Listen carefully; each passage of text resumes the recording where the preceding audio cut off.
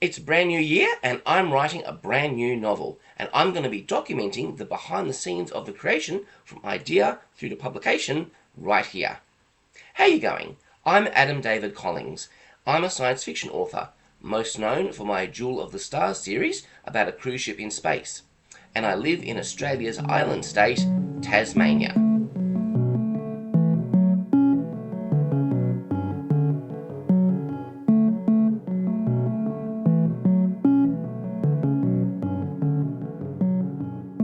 So first of all, if you're an existing reader, I want to reassure you, these are not going anywhere.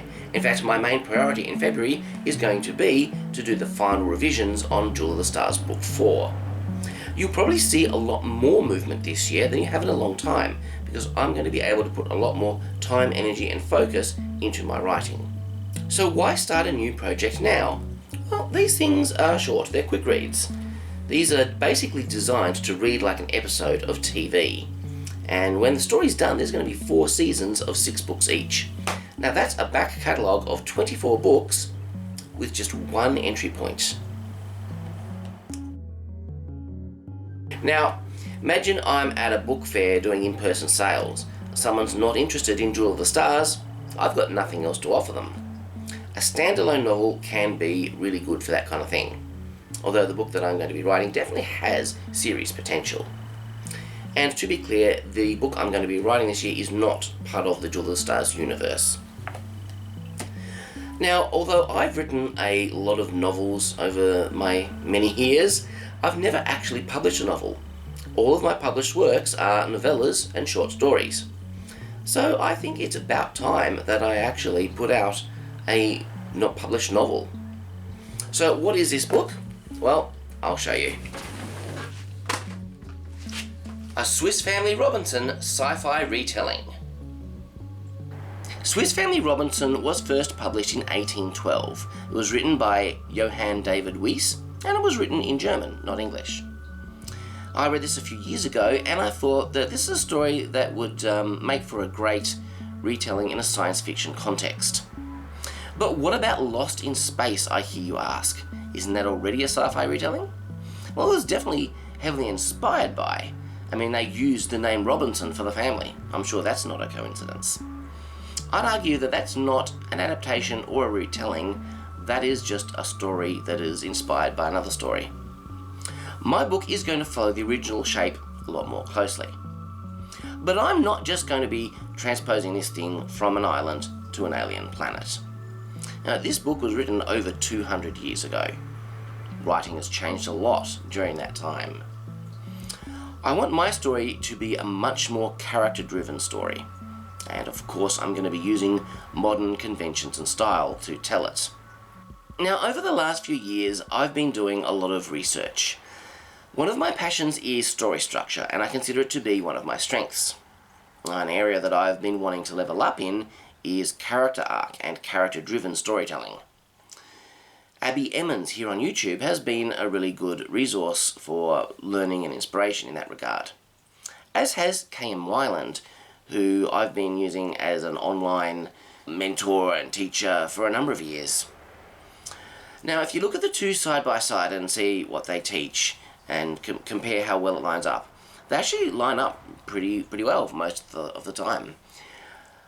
But as you compare them, you start to see one will dig into a certain area in more detail and bring out some things that the other didn't. And then the other will do the same with a different part of the structure. So you could say that I've been putting together a unified theory of story structure and character arc. Now, this book is my opportunity to put that learning into practice and write the best book that I've ever written. Now, my purpose in these vlogs is not to teach writing. I don't think that's my calling or my skill.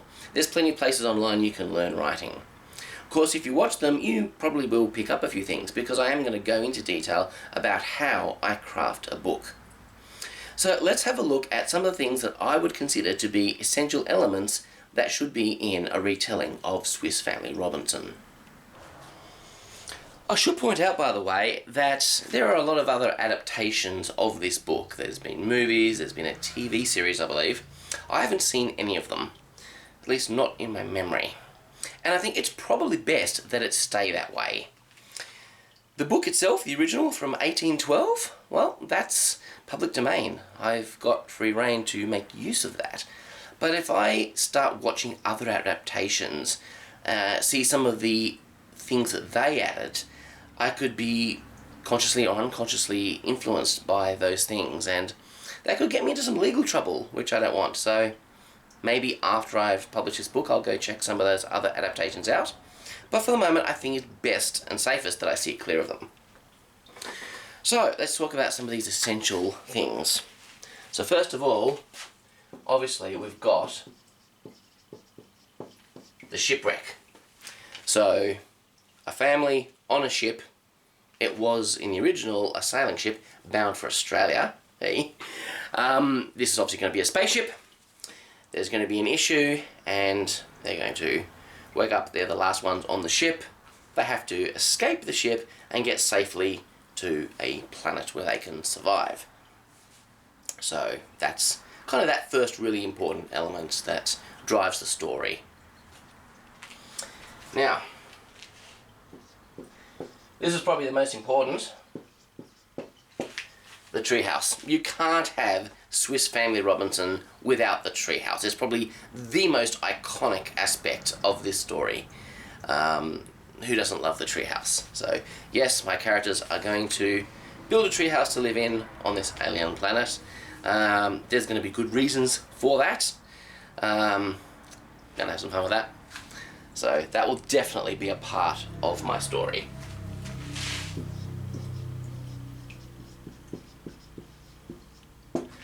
Strange creatures. Now this is really interesting. The original book kind of got into this kind of repetitive kind of thing where they'd constantly be discovering these strange animals. You know, there could be no place on Earth that natively has all of the different animals that they encountered on this island. That was something that I found a little amusing. But, you know, they're all real-world animals, but to these characters, in this point in history, they were pretty darn alien. And sometimes they weren't entirely sure what they were looking at. Ultimately, the father always had an answer, but, you know. And so I think that's an almost sci-fi-ish kind of feeling that that original book had. And, of course, I'm going to capitalise on this. They're on an alien planet. I'm going to create some interesting creatures for them to encounter. It's not going to be this whole cyclical thing where it feels like the book is just, you know, we go out hunting, we see some kind of animal, the father tells the kids what it is, and then he teaches them a moral lesson. We're not following that structure. Jenny. So there is a character in the original book called Jenny Montrose, and they meet her, you know, towards the later part of the book. She's not a member of the family, but she has become shipwrecked on this island, the same as they have. Now, I have some plans for this character. I'm going to use Jenny in this story, and I have some interesting plans for her.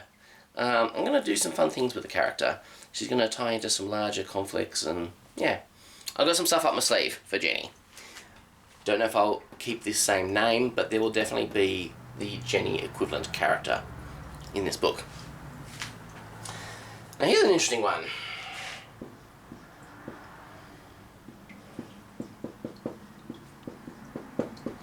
So one of the things that really stood out to me when I read this one was the elements of Christianity. Now, the original author, Johann David Wyss, was actually a pastor himself. And his main purpose in writing this book was to have a book for his children where he could teach them moral lessons. And you see that over and over through the story. As I mentioned, he's constantly teaching his children moral lessons. It actually kind of came off as a little preachy. I'm not going to be doing it but I do want to honour the original author in that I'm going to make the father character in this book a pastor, kind of modelled after the author in that regard. You know, the father never actually even had a name in the original, so I feel like I've got a bit of room to play with that character. Now, I am a person of Christian faith myself, so I think, you know, I can do this justice. I can give a realistic and fair portrayal of Christianity, We don't often see that in sci-fi. There's a lot of negative stereotypes out there. This will not be a preachy book, but I would like to make that a part of the father's character. And I think I can do some interesting stuff with that, tied into the character arc. You know, he's going to be asking some questions. He's going to be having some struggles. So I think that's a good overview of what I'm doing. If that sounds interesting to you, then I invite you to continue watching this series. I think it'll be a good form of accountability. Not only will it motivate me to keep working, but it'll be a good way to keep readers and potential readers up to date and informed about the progress that I am making. So next time we're going to really dig into the protagonist, our point of view character, the father in the family.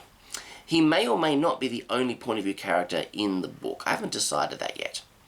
I usually write multiple points of view in my books, but then I usually write these ensemble stories. This one feels potentially less so. I will give point of view to other characters, you know, as I decide that it's necessary and important for the story. So we'll figure that out as we go.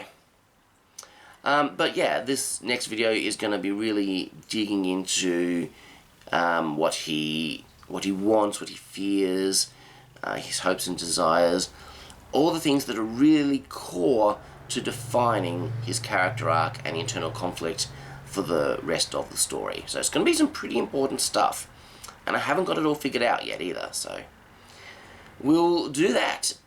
I'll see you next time. Live long and prosper. Make it so.